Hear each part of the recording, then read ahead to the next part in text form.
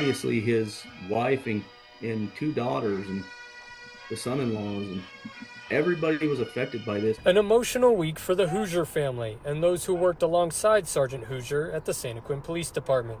We're still hurting. I think we're hoping at least that we can start healing now. Santaquin Police Lieutenant Mike Wall says he watched Tuesday morning as Utah County Attorney Jeffrey Gray stepped to the podium, announcing 9 felony charges his office is pursuing against Michael Jane, who is accused of killing Sergeant Hoosier. Jeff Gray has been in pretty much consistent contact with us throughout this process.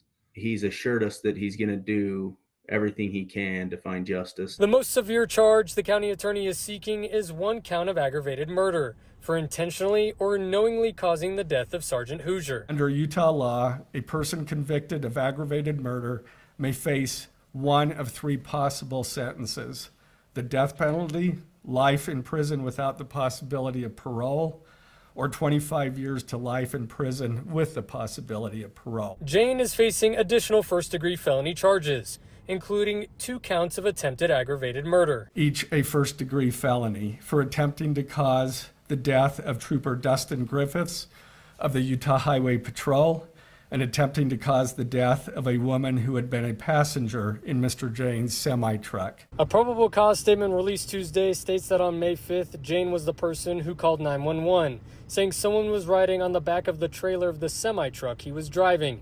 It goes on to say the woman in the semi told Sergeant Hoosier she was afraid he would hurt her. When Hoosier and Trooper Griffiths moved to take Jane into custody, he sped away. Sergeant Hoosier, who had gotten into his car to follow Jane, got out and ran towards the rear.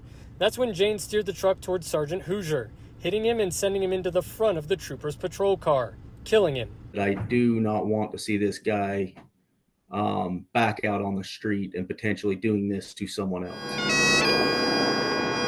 While Gray and his team didn't share much about the case on Tuesday, he was clear in his goal of filing public notice to pursue the death penalty once the time comes.